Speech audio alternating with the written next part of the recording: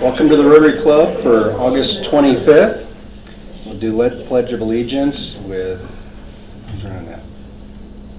Paul Hammer will start. All right. I pledge allegiance to the flag of the United States of America and to the republic for which it stands, one nation, under God, indivisible, with liberty and justice for all. Invocation with H.R. Cook.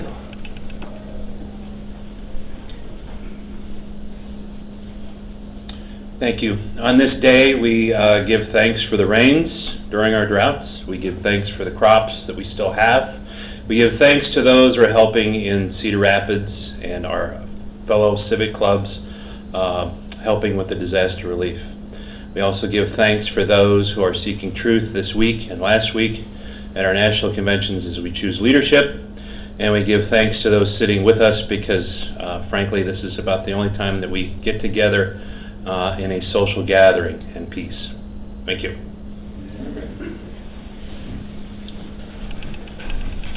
All right, so for those of you looking for Tim, he's out on a family vacation this week, and we weren't for sure if HR was going to be here, so yeah. So Tim passed off the notes to me, and I get to, so you get third string tonight, so we'll get it figured out. Doesn't look like we have any guests, so Marianne, that's the third week in a row you're off the hook. Starting to feel like I got fired. It's furloughed. All right. There's a sign-up sheet going around. I believe I started on this table over here. So for invocation, raffle, and what else we got there? All the music of the world. So please sign up for those. Fill up any available dates that you can. All right. Club announcements and grant updates. ARC Advocates. Kim, do you have any updates on that? Nothing there. Chuck's not here for the airport overlook. I did talk to somebody at the airport last week. They said that is going to be a really neat thing with that the overlook with the binoculars. It sounds like where it's set up. She's highly recommended going out there and checking it out once that's completed. So that sounds like it's going to be a really neat project. Roadside cleanup that is suspended for the DOT, so they're not doing any more cleanups at this time due to COVID. So we'll jump right into raffle with HR. Okay. Well, I'm walking over here. Our menu changes next week. Would you like a microphone? I would. Okay, chasing. There you go. Our menu changes next week. Next week, for the month of September, most of the month in September, I think I'm going to change it up about the middle. I love meatloaf, but after about 3 weeks, it does get old. Starting next week, spaghetti and meatballs. And these aren't like the Sam's Club meatballs. These are like, country club meatballs. They're big. They have two 4-ounce meatballs on a bed of spaghetti with red sauce. Grilled chicken pesto sandwich, served with a fruit cup. And a BLT wedge with real live double cut hickory smoked applewood smoked bacon. And that comes with a soup du jour, which is French for, what do you got in the back? We had, for today's raffle, we have a couple of late entries. We have the Eat, Love, Pray book donated. Who was the donate to this? Oh, Tony. Yeah. So there's pictures in the middle if you need to for reference. The Merry Christmas White Zin wine, so you know it's aged.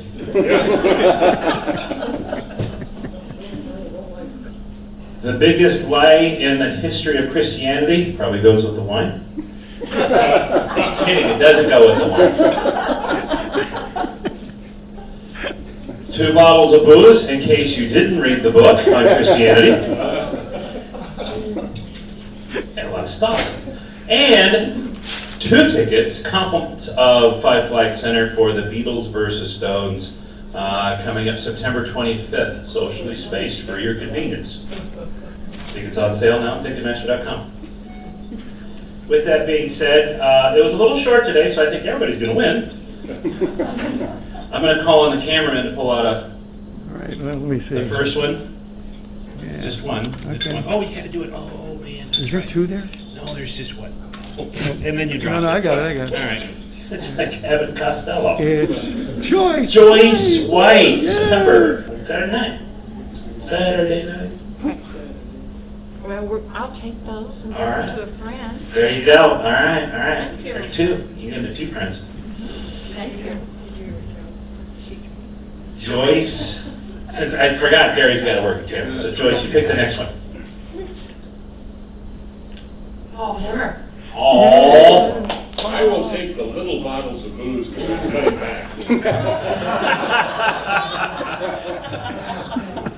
As Paul just said earlier, AA is for quitters.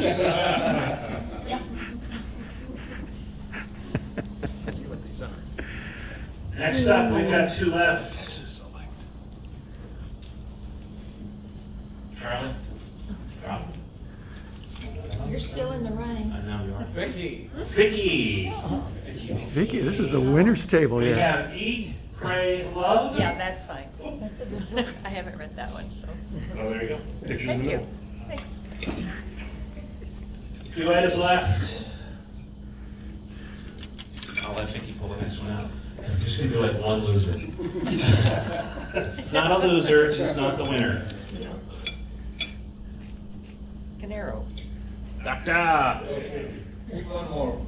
Take one more? Got a book? Got a book? Okay, all right. Pick another. John Luckstead. Right over Yay, here, John. right over here. Wine or book? Ha-ha. We'll toast for a pre-Christmas party, you know? Yeah. Like really Congratulations. Congratulations. Oh, just kidding. Arena managers never lie, ever. Oh. Go ahead, pick it up. Last one. Kim Adams. Kim. All right. It's the biggest lie in the history of Christianity, which could be me. Congratulations, everyone. We look forward to the email later today and again on Sunday. Again, if you have any questions Sweet. regarding meals, call me, email me. If you have problems registering, let me know and I can register you. Thanks. All right, thanks, HR. All right, we have Music of the World with Paul Hemmer. Shesh Besh, an Arab Jewish ensemble searching for an elusive balance of East and West in music, embodies 2 cultures living together in harmony. It's comprised of 2 retired principal players from the Israel Philharmonic Orchestra alongside 3 of the finest musicians from Israel's Arab community. Shesh Besh is a model of tolerance and mutual respect in a turbulent, violent Middle East. The Dubuque Arts Council, in cooperation with the Iowa Arts Council and University of Dubuque, sponsored a series of local performances by Shesh Besh this spring. The Dubuque Arts Council brought them to 20 Dubuque area schools. My wife Jan personally traveled to a half dozen of these performances with the group and found them to be a delightful, warm, and friendly ensemble of people. This presentation is timely because President Trump has brokered an agreement to normalize relations between the United Arab Emirates and Israel, the first such agreement between Israel and a major Arab country since 1994. Shesh Besh embodies a peaceful Middle East.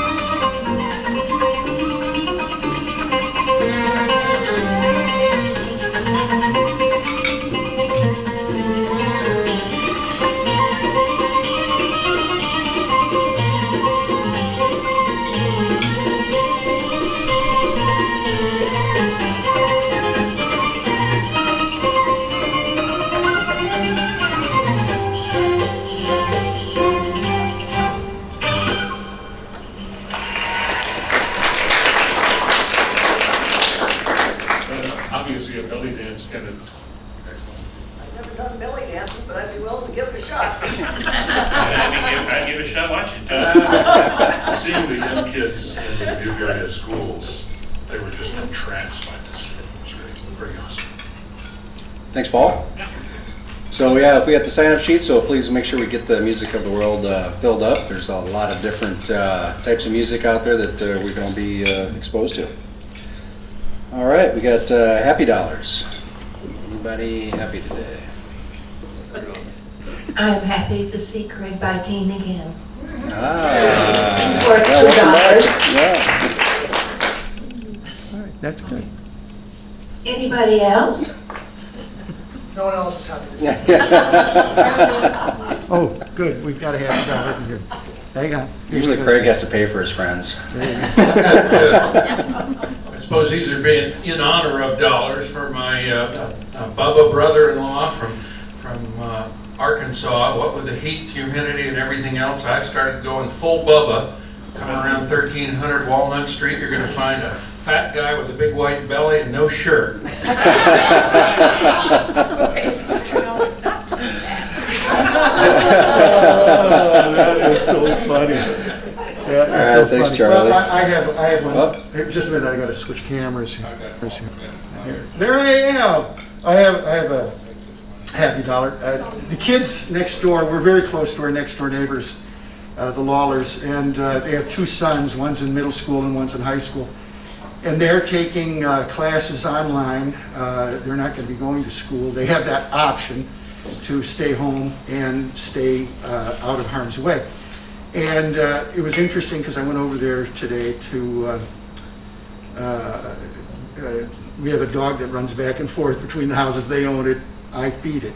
So I went over there and there they all are this morning, first thing in the morning, all sitting around the table in class, doing their class, and it looked very efficient, and the only thing missing is socialization, but they are getting their lessons. And I decided then and there that I was going to offer gym class, and because they don't have physical education, so we're setting up a 9-hole wiffle ball golf course in the yard tonight, and we're going to play 9 holes, and I'm going to teach them how to swing a golf club, which could be hazardous to everyone involved. But anyway, it's interesting to watch kids like this, and we got a neighborhood full of them, how they're compensating, coping, what have you. And this is going to be the year no one will forget. All right, thanks, Gary. Don't forget the $2 for the Music of the World. Get that going. All right, before we get into introducing our speaker, if anybody has any ideas for programs, we're doing pretty good up through September. I think we have one available date in September, and we got one filled date in October, but we're pretty open after that. Our exchange student that was in Spain for a while last fall, Anna Whitholt, she's back in Dubuque. I think she'd appreciate the opportunity to tell what she did for as long as she was able to be there. Absolutely, that's a great idea. Thanks, John. She was in ballet here, and she's now doing rugby. Rugby? Yeah. Wow, that's interesting. Yeah. Yeah, thanks for that idea. But if anybody has any other ideas, please let me know or let Tim know or HR, and we'll reach out to them, get them scheduled for this fall. So we are coming up on campaign season. We do have some guidelines on that, so we'll be reaching out to several of the candidates. We do invite both parties, so Rotary is a nonpartisan organization, so we do give the opportunity.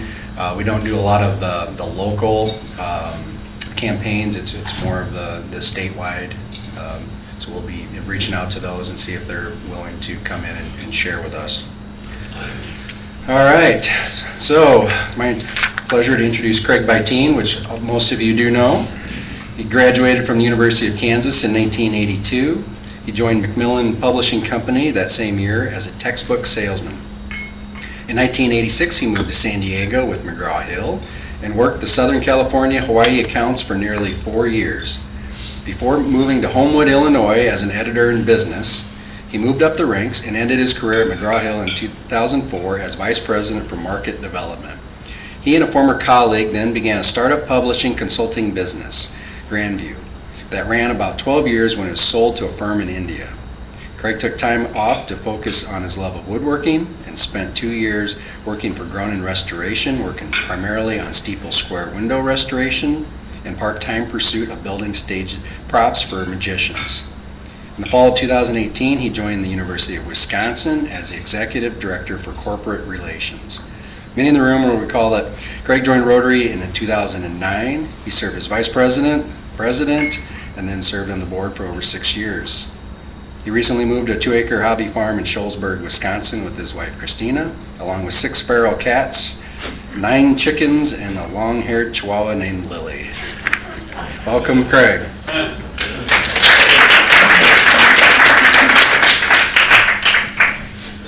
Thank you, Scott. I was reflecting on when I walked in the door, they gave me this name tag with the name on it, and then underneath it said Meatloaf. I was trying to decide if that was a commentary somehow on my personality, or perhaps many of you meant my rendition of Paradise by the Dashboard Light. Maybe you remember my rendition of that. Several things come to mind as I had a chance to talk to several of you. Things I've missed not being at Rotary. Certainly HR's sense of humor. Paul's baritone voice, Marianne's fashion sense, Vicky's innate sense of rhythm, and ability to dance, Gary's cinematography, clearly, I've missed that. But it's fun being here. It's fun seeing you all, and I just wish we had more of you here. But the core is here, and that's enjoyable. So as Scott described, back in October, I decided to come out of semi-retirement and re-enter higher education. And thinking about what I would talk about today, I could certainly regale you with all of the attributes of higher education via the University of Wisconsin system. And I'll touch on that in a few minutes, but I think I'd rather take just a moment and reflect a little bit on my nearly 35 years in higher education. And I've come to some conclusions about the nature of higher education and its value in our communities. And I have to tell you, somewhat perhaps controversially, I think higher ed, generally speaking, has not necessarily, well, let's put it this way, has failed us in some respects in terms of really preparing our young people for their lives. Now that'd be weird coming from someone who spent so many years in that field, but it's not out of a sense of bitterness or resentment. It's more out of a sense of what we could be doing and what I think we should be doing. About 25 years ago, as a young editor for a publishing company, I attended the AACSB meeting. I think it was in Atlanta. AACSB is the accrediting organization that accredits schools of business. So if you have a school of business and you want it to be accredited, the AACSB comes in and does an audit and makes sure that you are fulfilling the standards and the mission of your organization or your university. And I recall sitting there amongst what were largely deans of schools of business in an address by a gentleman from UCLA named Jason Fraun. And Jason, fascinating guy, I believe his background was part philosophy, part quantitative studies. And his talk was largely on the future of higher education. So think back, this is 25 years ago, looking forward. And I looked around the room and it struck me how many now my age, how many of them, as he was starting to tell the story about where education was going to go, were slowly looking at their Palm Pilots going, I'm going to be out of here in 4 years. How do I escape what's coming down the pike? And Fraun's message wasn't so negative as it was, I think, insightful in the sense that he said, look, 25 years from now, looking forward 25 years ago, the nature of higher education is going to change pretty substantially. And unless colleges begin to find what's special about them and stop doing everything for everyone, then they're just simply not going to survive. And I think we're starting to see some of that actually play out. In terms of, and part of it's a demographics issue, right? You don't have to be Kreskin to figure out that, if you want to know how many 5-year-olds you're going to have in 5 years. You look at the birth rate today. And so looking at the demographics, we're just seeing fewer students entering higher education as a percentage of our population as we're aging. And so it's become incumbent upon higher education institutions to devise and understand what is their real purpose. What is their, and I often use this phrase, what is their secret sauce that's going to differentiate? The essence of marketing, in my opinion, is differentiation. If you can't figure out and convey a message that differentiates you from others, then you simply are going to just be one of many, and the interest in you is going to wane. And so why, after having said higher education has failed us, how differentiation is a problem within higher education, why would I be at the University of Wisconsin-Platteville? One of the fun surprises about going there was the fact that they really do understand who they are. They really understand that they are largely a STEM-supported program, that they're about science, technology, engineering, mathematics. And the proof statement, the reason to believe that, is the fact that almost 85% of their graduating students receive job offers before they actually leave the college. Now that's unheard of at a 4-year institution. That could be true of perhaps some technical colleges and others, but it's really true about the University of Wisconsin-Platteville. And so as an individual who's concerned about, and whose job it is to go out and talk to area businesses, and to talk to manufacturers and to engineers and other programs and talk about what makes us special, it becomes really easy when we have a product that is sustainable and is compelling as the students that we have at Platteville. So it's been really kind of fun for me, for someone who's been outside of a formal higher educational institution as a vendor, as a textbook publisher, so suddenly be on the inside of the beast and actually see the inner workings. I got to tell you, there's a general perception that higher education moves the speed of a snail, and it's not untrue. The combination of faculty freedom, which is not a bad thing, but sometimes gets in the way of innovation, the way instruction is delivered, a lot of things that have just been, for eons, continue to be. And so it's really refreshing. I've gotten to know the chancellor really, really well, to see the kind of forward-thinking, breaking the mold kinds of models. And here's a good example. Land's End, as many of you know, has a very large presence in the state of Wisconsin. This actually preceded my arrival, but I have since taken charge of it. We actually have a Land's End call center right on campus. It affords our students two things: pay that is far and above what they could make on campus or working at McDonald's. And it also provides Land's End a ready-made workforce that can be trained and used during the peak times that they need to have people call in. So that kind of thing, by the way, when that was proposed, the UW system, clinched up, and it was like, we can't have it, it's liability and all the crap that gets in the way. And they finally got out of their own way and made it happen. There are several examples of this where, again, colleges trying to find that thing that makes them special. And I learned this very early in my career. I was, for 5 years, I was the Harvard editor for McGraw-Hill. So I would travel to Cambridge and I would spend time at Harvard, and it was a very easy job. You just walked around and handed contracts out to people. I mean, your PhD, you got tenure, here you go. I learned a lot, and one of my best teachers was a guy named Christopher Bartlett. He's an Australian-born, English-raised, brilliant strategist. He's got a number of books out. I was delighted to be his editor a few times. He was one of the individuals, just as an aside, that taught me about going to conferences and how you should comport yourself. And he approached me once and said, "Are you badge sniffing?" And I said, "Excuse me?" He says, "So you walk around and look at people's badges and go, 'Are you worth my time?'" Great sense of humor, great guy. But he and another gentleman named Sumantra Ghoshal introduced this concept of the resource view of the firm. It's a strategic management concept. But the idea is if I'm going to start a paper company, it's really smart if I build it next to a grove of trees. So the idea is take advantage of your regionality and do something that actually takes advantage of your place. Be good stewards of place.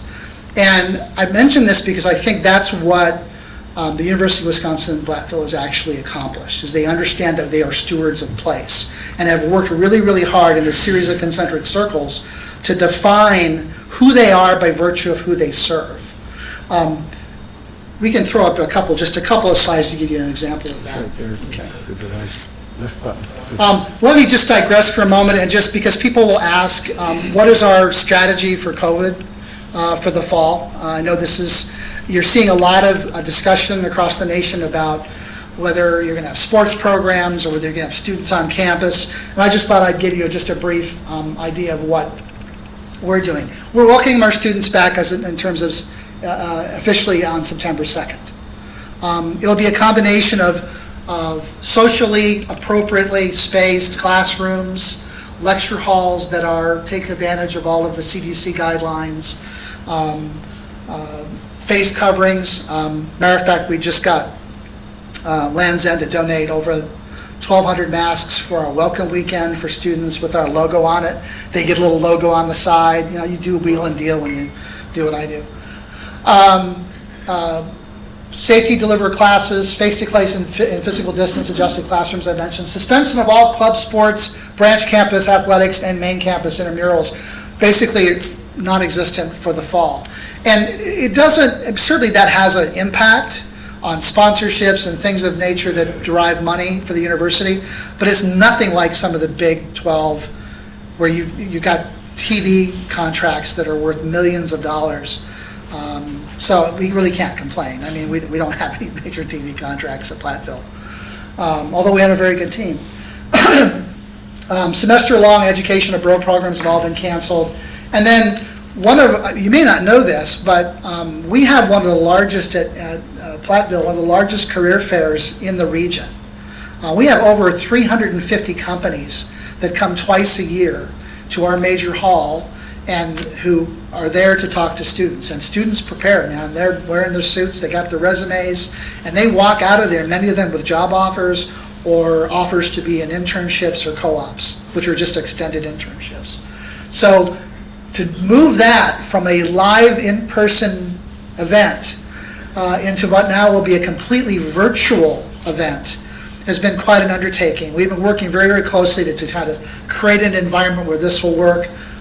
Very, very luckily, there's a company called Handshake. Some of you may have heard of it, but it's used largely on college campuses. It's used for posting positions and various opportunities for students. They came out with a virtual career fair module, which will allow for simultaneous presentations for little groups that can move over and have interviews. So it's going to be interesting. The little publicly unknown fact is that we'll actually make more money doing it virtually than we ever did it, because all the costs associated with bringing in curtains and dividers and tables and such. We didn't tell anybody else that. So it's just interesting how we're adapting like everyone else is to the current situation. My hope is that we start to normalize things in the spring, and then by next fall we're seeing. I don't think we'll ever see exactly as it's always been. There'll obviously be some changes, but I do think we'll get to hopefully some degree of normalcy.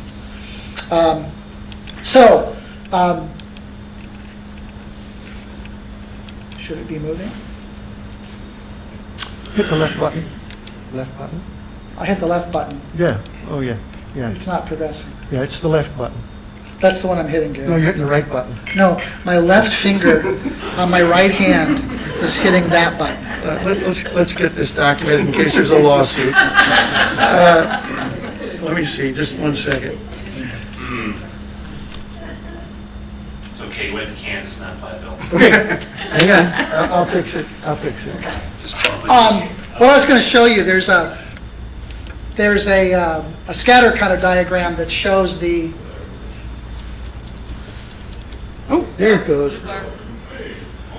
Go back to that one. This one shows by zip code the number of students reported at time of application. So we draw, obviously, from Wisconsin, from Iowa, from Minnesota, from Illinois.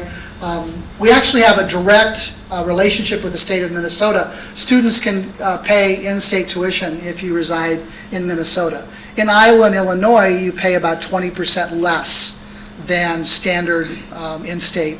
So there's reciprocity agreements that exist in neighboring states. Frankly, I'd like to see us eliminate any increase for out-of-state from the states that border Wisconsin. It just makes more sense. But we draw a lot of kids. And the kids stay. I'm amazed at the percentage of kids who stay in Wisconsin or in the area once they graduate. And that's largely because we've created this very powerful network between manufacturers and companies and the like throughout the state. Is this going to work? Yes. Why partner with UW-Platteville? Top states, placement of graduates, 69% in Wisconsin. This is just the reason to believe what I just said. 11% in Illinois, 10% Iowa, 2% in Minnesota. With only less than 10% of graduates are hired in additional states. So obviously the kids tend to stay here. These are the colleges that exist on our campus. Some of you, this is not anything you're going to study, but I just thought it'd be interesting. BILSA, kind of an interesting conglomeration of business, industry, life sciences, and agriculture. EMS is our engineering, math, and science, our largest program. Liberal arts and education, and a division of the professional studies, which is going through a bit of an evolution right now. It recently lost its dean and its associate dean, and we're really taking stock on what the continuing ed needs are going to be. And that ranges everything from non-credit to credit courses. The area that I think we should avoid is because you can't throw a rock and not hit an executive MBA program at a university that actually has more credibility than we do. Where I think our future is in certifications. Microsoft Office certifications, trainings, things of that nature where you walk away with some kind of a micro-credential. But frankly, competing with the big virtual MBA programs is ridiculous. We don't belong there.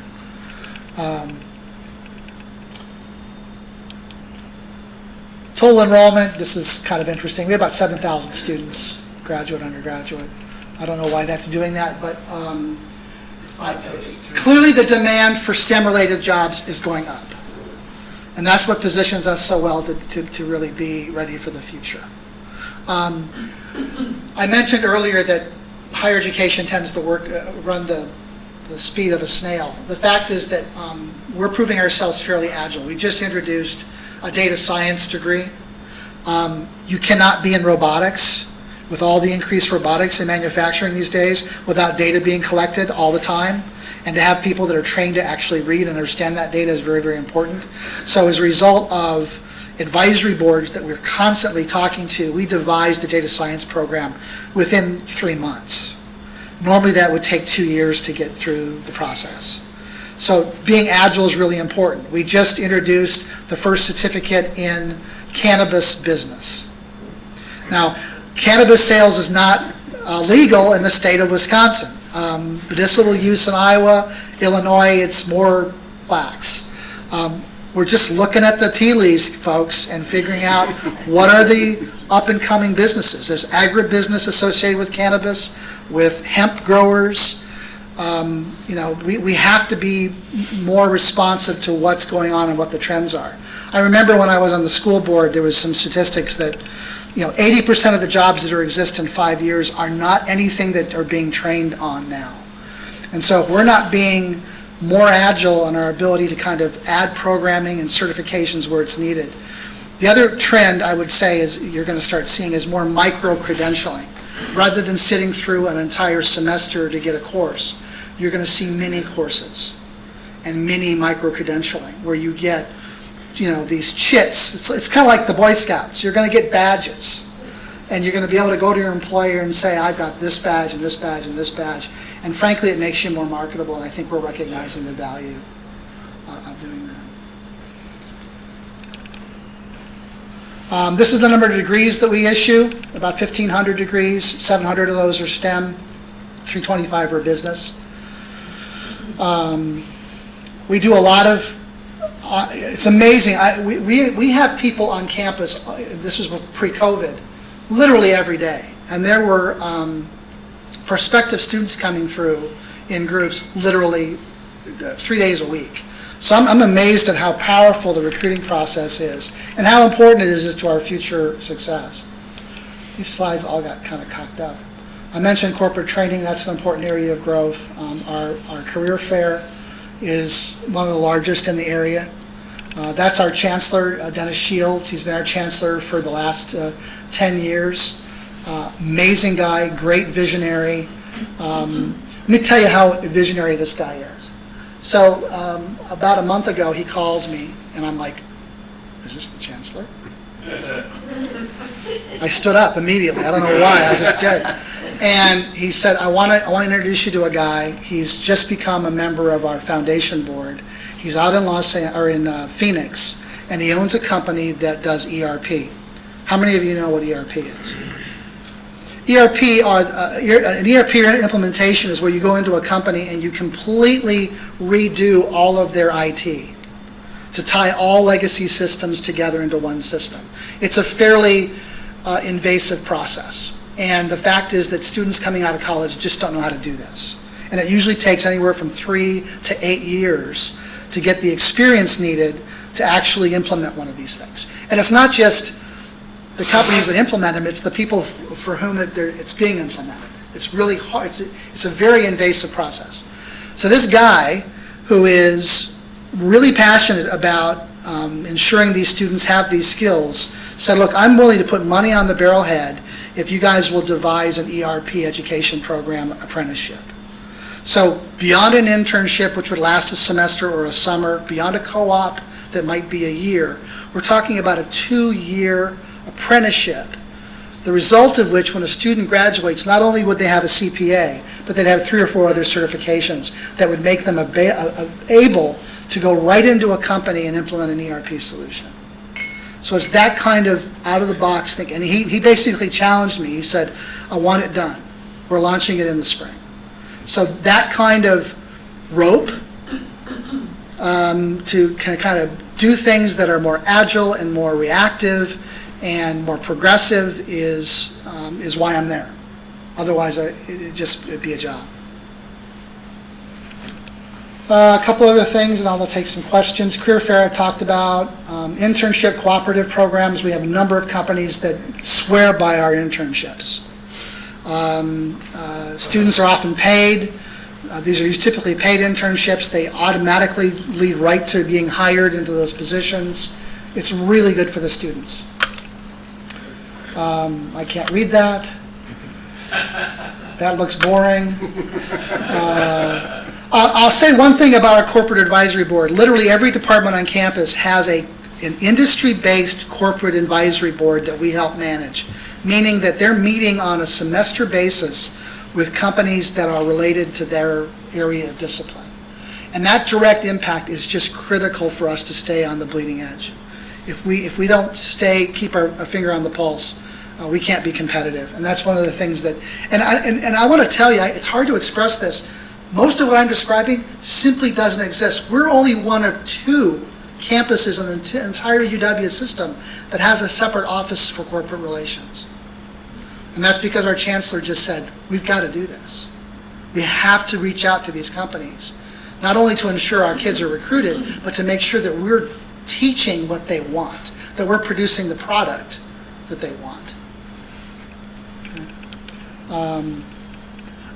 We have one of the most aggressive women in engineering program in the country. This is more than just lip service. There's scholarships, there's programming. 2/3 of our campus is male. So if you're a girl, you got major shopping on our campus. But it's increasing. We're increasing the number of women that are moving into these areas of interest.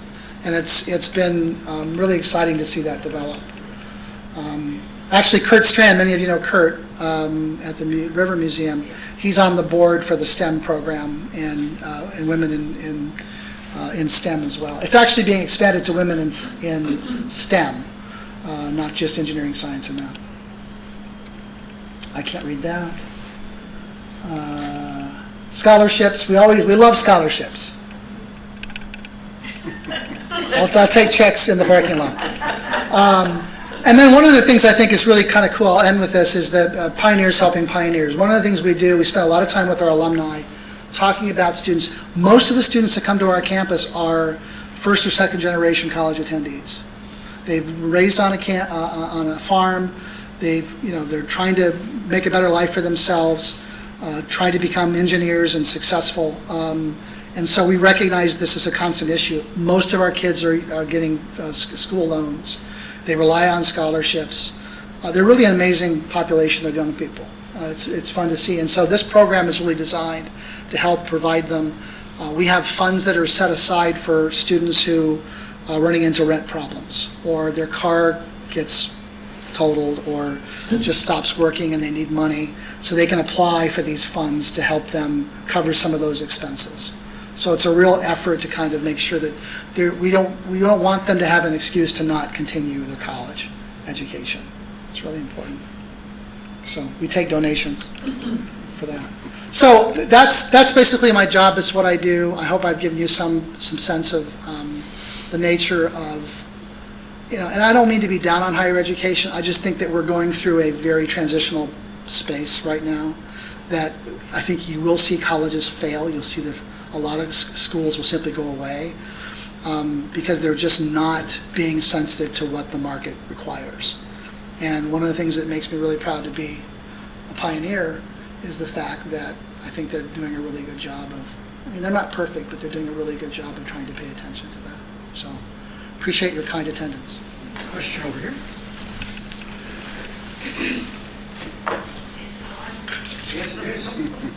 I have two or three, but I'll make it quick. Tell me again, what is ERP? What does it stand for? It's Engineering Resource Process Planning. Planning. Engineering Resource Planning. And basically, is it engineering? Am I getting that E wrong? I could get that E wrong. So you stare at something for so long, you just...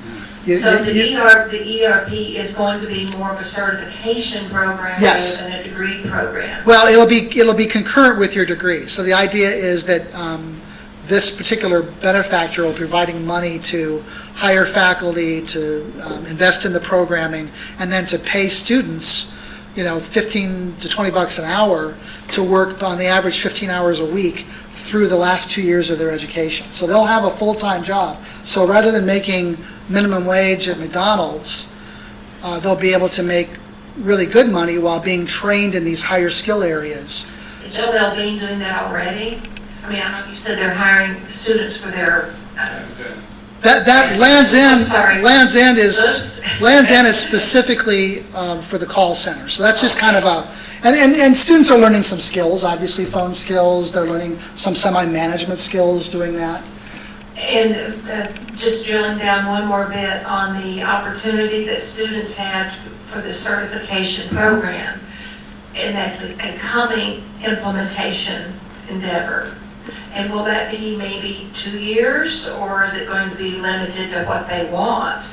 Could it be done in a semester? The certifications will come as a function of the work they do both in class and for the employer, right? So when they're ready to take the test, they can take the tests, their CPA exam anytime they want. They can take the other certifications anytime they want, but the idea is to make sure that they're best prepared for that. So could a student accelerate the certifications? They could if they feel they're ready to do so. But it's trying to take in consideration what might be a span of 2 years and spreading that out while they're completing their degree. So very often what will happen is they have to complete their degree and then they have to go after the certifications, which take more time, out of the workforce. So the certification programs will run concurrently with the work 4-year program? Yes. Or in engineering's case, 5-year program? The idea is to give them something more than they're getting now, and then give them the opportunity to earn while they're doing it. I mean, to me, that's a win-win, right? As somebody with an engineering degree, when you're talking about these little badges you can earn in addition to your major, my eyes light up. It's like a little candy store, and gee, I'm really interested in that. My question is, in the traditional engineering role, you take your core courses and then you have to take yet another class in English literature and a third semester in a language that you'll never use. My question is the model changing? So we just assume if you really want to read good books, you can do it after you graduate, and if you really need to learn French because you're going to work in France, you can do it on Babbel. In the meantime, you don't have to take all those damn electives. You can take things that interest you. There's been an attempt to slightly eat away at what are called the general education requirements, and that happens, all probably in many states than Wisconsin. There's a strong belief that the college experience is really about learning to learn, right? And so there will be elements of that, even if there was a success in rolling back some of those other requirements. I think we get our students earlier into their degree programs than most, and I think that's an indication of an interest in terms of focusing their interest. But I think it's going to be a long time before you see, no more English composition. It ain't going to happen, because writing is a skill that's transferable to any career. Speaking, oral presentation, mathematics skills, certainly engineering. So there's some basics of those that are always going to be a part of that mix. But Charlie, so I don't know that that's going to change dramatically, but I do think getting them into their majors, if they're truly interested in going there sooner, makes a lot more sense.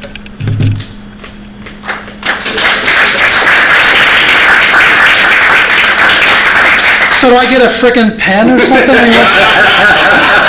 You guys have gotten that cheap? Or is that, I get beef loaf that's a year old. State Farm pen. We have pens, but they're crawling with COVID virus. Thank you all very much. Thanks, Craig. That was adjourned.